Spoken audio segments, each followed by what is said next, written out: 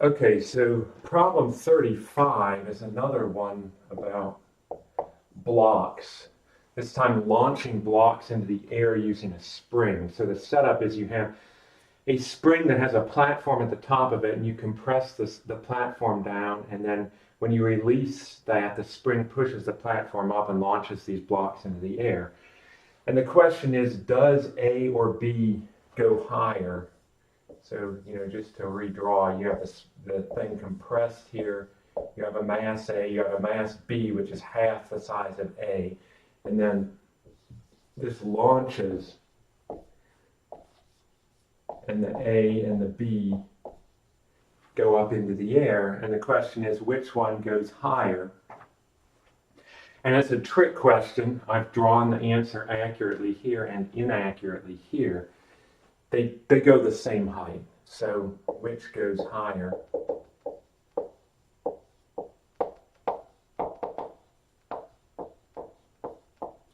The answer is same height.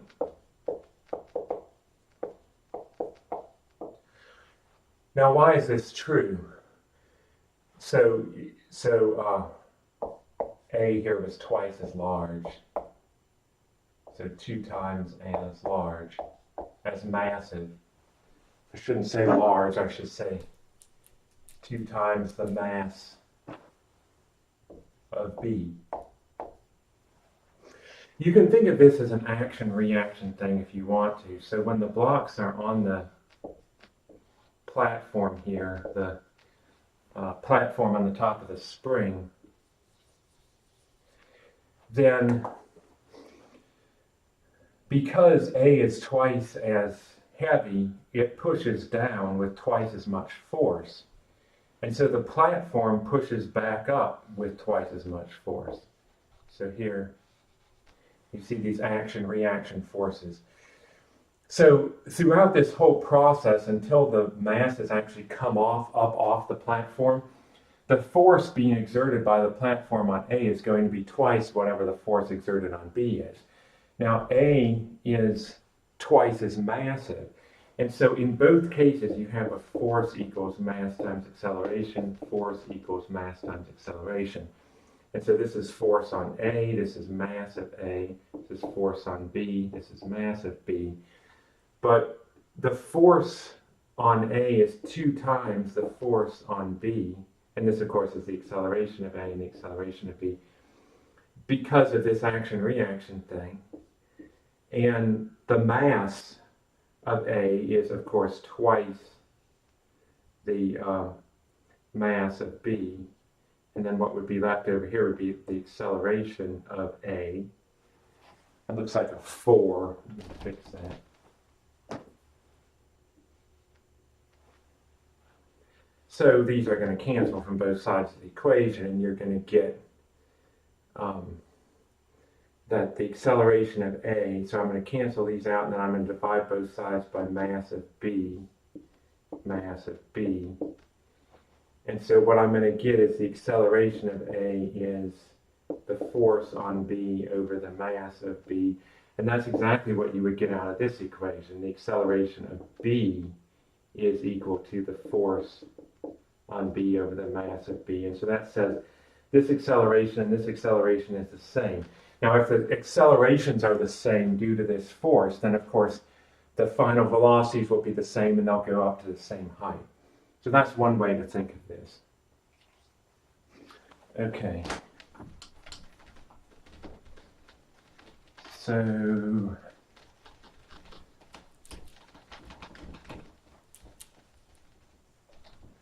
(36). What this says is that you have a dart gun and it's spring-loaded, and so it launches darts, and you have this gun pointed upward, or you have 2 copies of the same gun or something, two guns which are equivalent. And the first one, so you're going to have this little spring in here. I didn't draw it in that picture, but you're going to have this little spring in here, and the idea is that you put the dart inside there. So here's the dart, and then it presses it, the spring gets pressed down, and then it's going to launch the dart out of there. So in this picture, the dart goes up 1 meter, so it's going to get compressed a certain amount, and it's going to go up 1 meter. So I guess just to be clear what's going on. So here's my sort of little picture of the gun. So this would be when it's not compressed at all.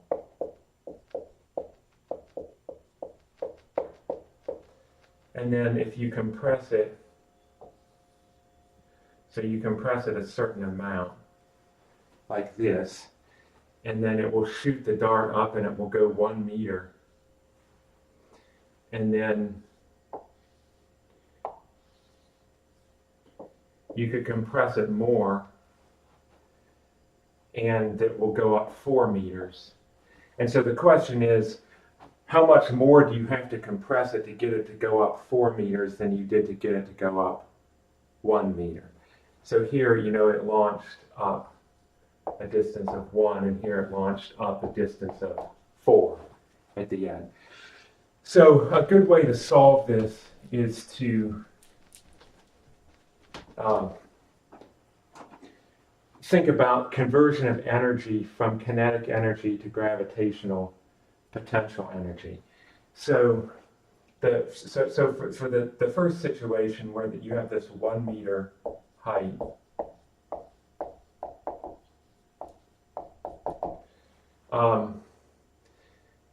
you have the I guess, did I say kinetic energy? You can think of spring potential energy is converted to kinetic energy, which is then converted to gravitational potential energy. But if you wanted to, you could just think of spring potential energy converted to gravitational potential energy. So for the 1 meter height, this is what's happening. I have some particular compression, and so that what the spring potential energy is going to be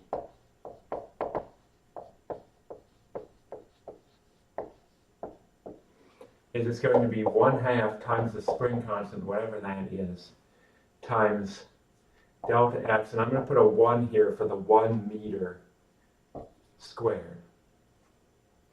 That's the spring potential energy.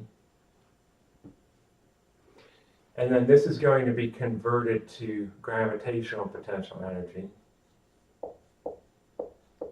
So I could call this U spring. So this is gravitational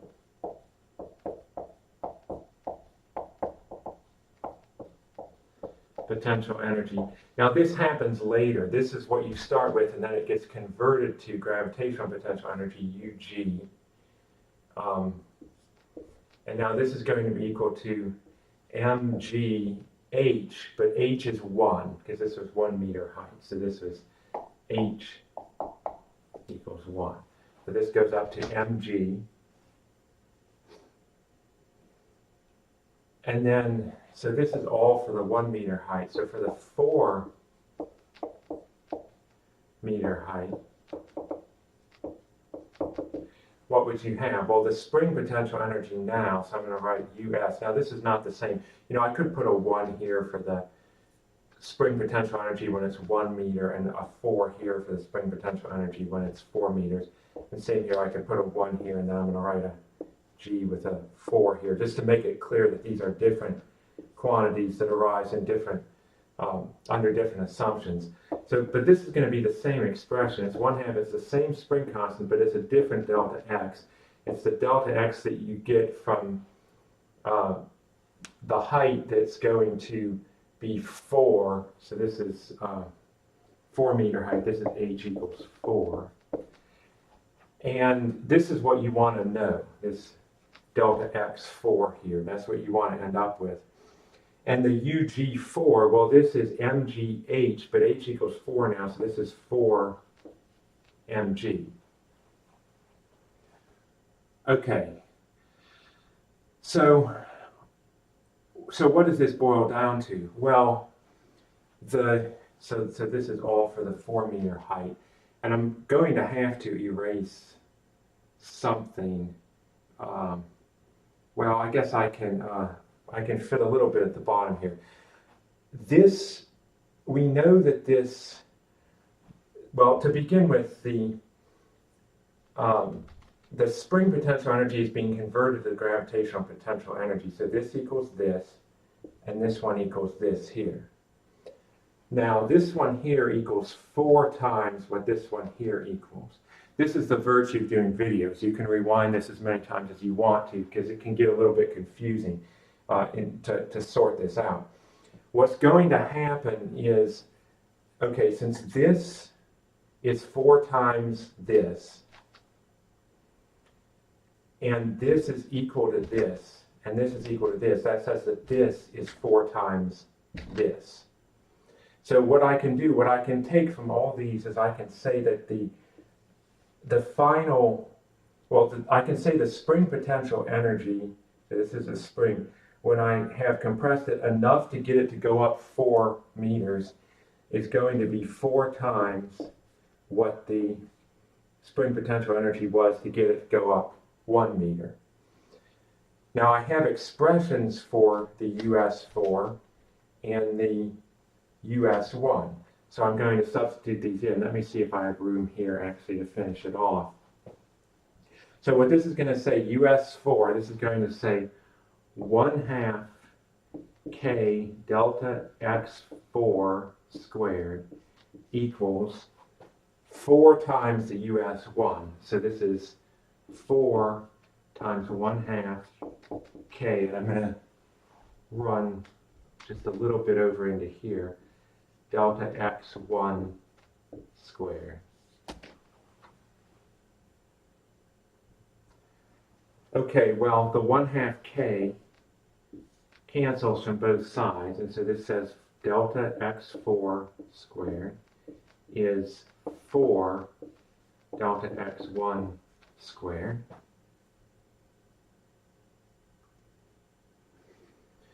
And so I take the square root of both sides, and this says delta X4 equals 2 delta X1. And so that's what I wanted. The ratio of compression is 2. It says that to get, so what this means, what the meaning is to get 4 times the height, you need 2 times the compression. And that's answer choice A. There's other ways to solve this. You could think about kinetic energy instead. You know, the kinetic energy when they're both launched, like when they're both at the muzzle of the dart gun. This is one way to do it, and this will work. And the other thing is you don't have to write out as much as I'm writing out. I'm just writing out, giving some description, written description of most everything I say, just so as you can get as much explanation as possible. But as little as you can get away with writing out, and you certainly don't have to write out all the words. That might take too much time. Okay, so let's move on to problem 37 here. So in this one, you're pushing a block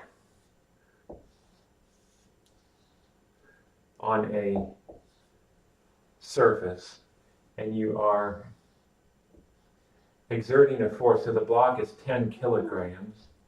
Let me put in my kilograms. The force is 100 newtons. The angle here is 30 degrees. The book draws the angle up there. It comes out to the same thing. If you remember your geometry, that's where you have 2 parallel lines. And you know that, that angle is the same as that angle, is the same as that angle, is the same as that angle. But anyway. So it asks you for the velocity after 2 seconds. Now the force is 100 newtons, but the force in the direction of motion is 100 cosine 30. And of course the units will still be newtons. Now cosine 30 is square root of 3 over 2, which is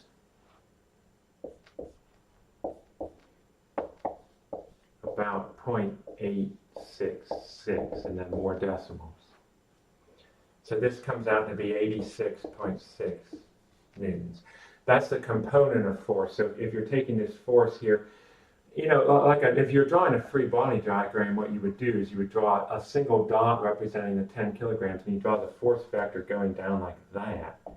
And then you would draw the angle here, that's 30 degrees. And you would make a right triangle like this. And this component of force here going this way in the direction of motion would be 100. So this is 100 here, the hypotenuse, and this would be 100 cosine 30, because that's the adjacent side to the angle, that's theta, over the hypotenuse. So that's where you're getting the 100 cosine 30, and that's 86.6 newtons. Now, so that's the force, and that's the force that you care about in this context. That's the force that's actually doing the acceleration. So now you say force equals mass times acceleration. So this is saying 86.6 equals, the mass is 10 times the acceleration, divide both sides by 10, A equals 8.66 meters per second squared. That acceleration continues for 2 seconds. So now you can use, if you want, this v minus v0 equals at. The initial velocity is 0, so this just says velocity equals that acceleration 8.66 times 2. And so what does this come out to be? This comes out to be like 17.32 meters per second. And that's answer choice C.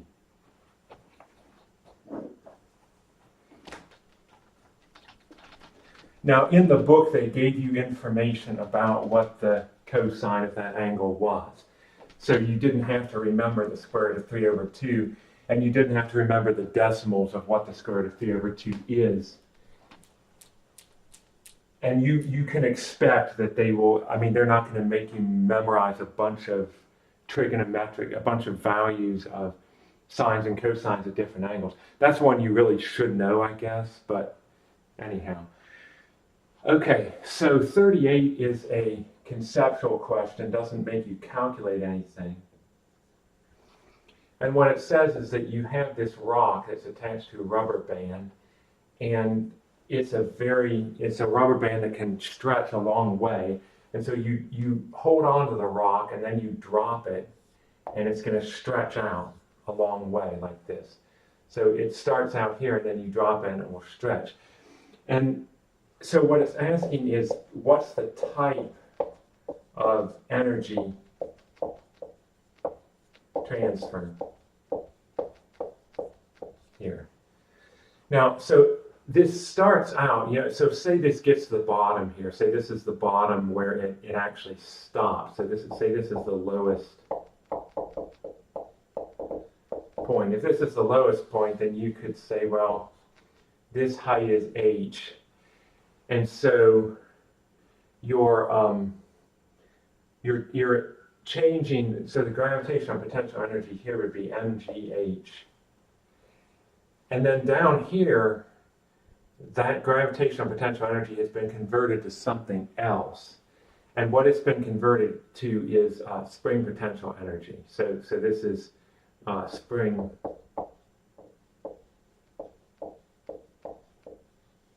energy. Now the displacement of this, and it's really a rubber band, not a spring, but elastic potential energy. And so what the spring energy or elastic potential energy is it's 1/2 times whatever the spring constant is.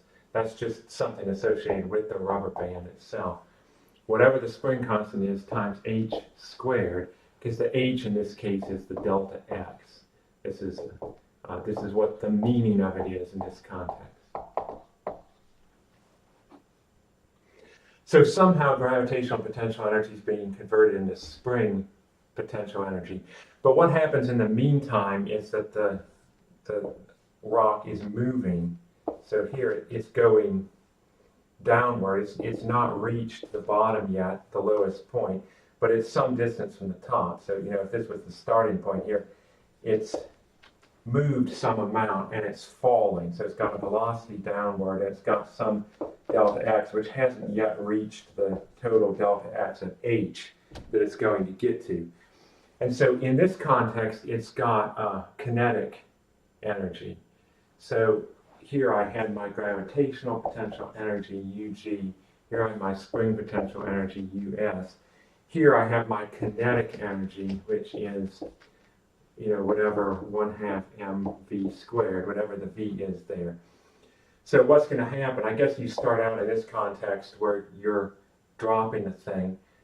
In the middle, you're here where the thing's falling, and then you're getting to here where it's reached the bottom. And so during that point, what you're getting is you're getting a conversion from gravitational potential energy converts to kinetic energy. And notice it's also, when it's fallen partway down, there's also some spring potential energy in there already. It's stored because it's already stretching somewhat. So it's converting to kinetic potential energy and spring potential energy, both of these. But this one will finish converting to spring potential energy, and that's what you'll get to at the end, is all spring potential energy. So the correct answer is that it goes from gravitational to kinetic to spring, and at the end it has spring potential energy. And I think they call it elastic potential energy in there. In any case, it's answer choice D.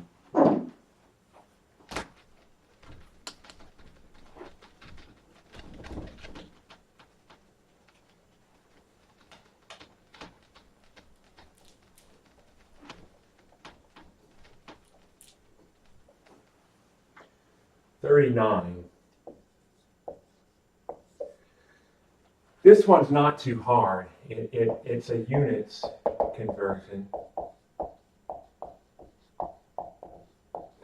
And what it's talking about is an ordinary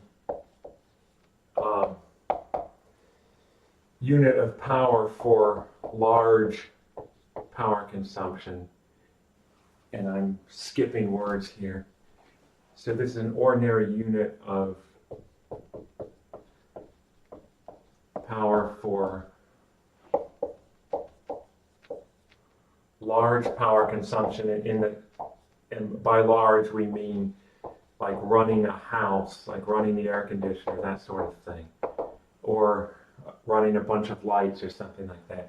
So this ordinary unit of power is the kilowatt hour.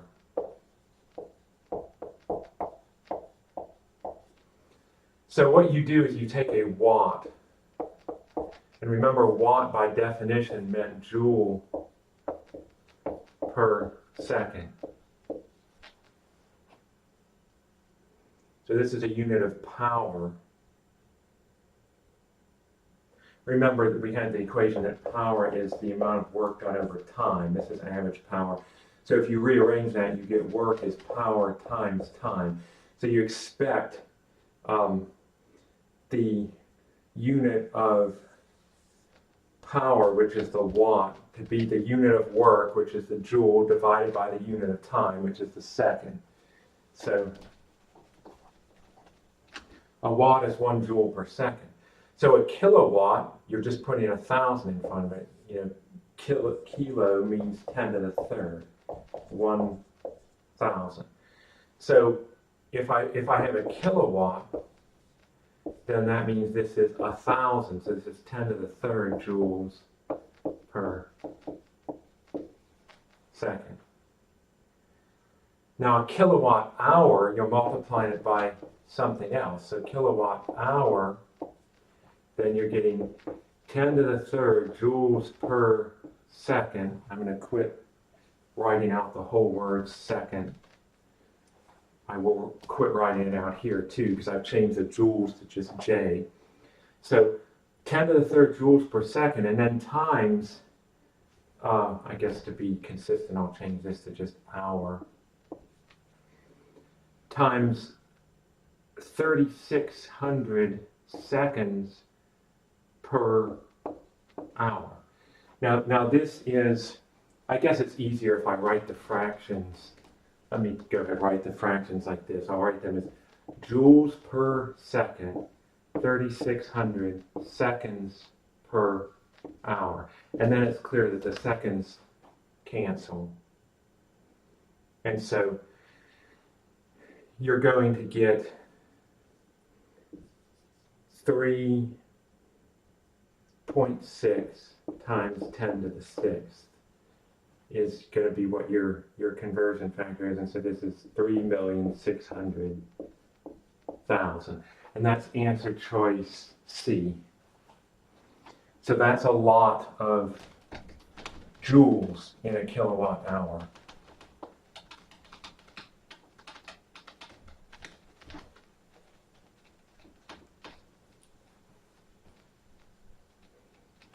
By the way, another situation in which you have a small unit of energy being converted to a large unit of energy is with calories. You know how the food calorie is 4,184.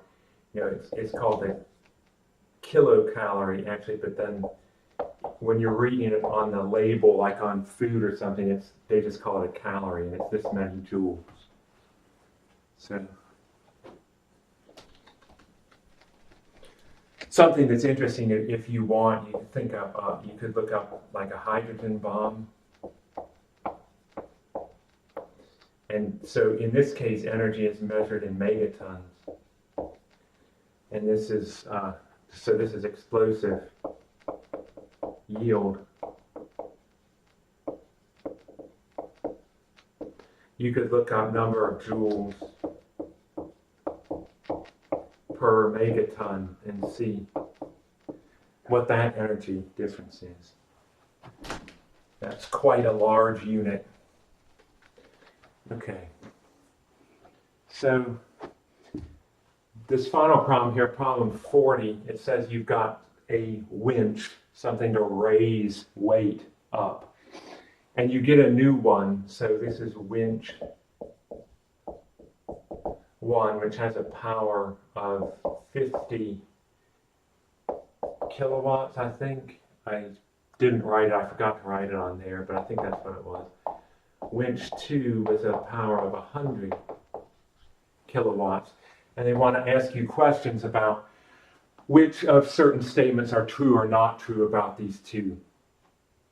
So the first question is, can the new winch do 2 times as much work in a given amount of time as the other winch? And the answer is yes, it can, because power is work per unit time. And so if you have 2 times the power, that means you can do 2 times the work in the same time. So I guess when I'm putting a check mark here, I don't mean it's untrue, I mean it is true. So the one that's going to be untrue is the one that has the X by it. Okay, is it true that it takes the new winch 2 times as much time to do the same amount of work? No, that would be going in the opposite direction. It takes the old winch twice as much time to do the same amount of work because it only has half as much power. Is it true that you can move 2 times the same mass at the same speed with the new winch? Yes, it is. And that's work equals force times distance. If you're doubling the amount of work you can do in a certain time, that means you're doubling the amount of force, and that means you're doubling the acceleration, and that is going to give you double the speed over the same amount of time. So that is true. And then it says, can you move 2 times faster with a given mass? And that will be true in general as well. You know, depending on the specifics of the machinery, it might be that there's a limit to how fast you can move at all, and in that case it might not be exactly true. But from the information they've given you, it would make sense that you're able to, And it's once again this work equals force times distance, and then force equals mass times acceleration. You can use both of those to figure out that you can move the same mass at twice the speed. So that will do it for these problems.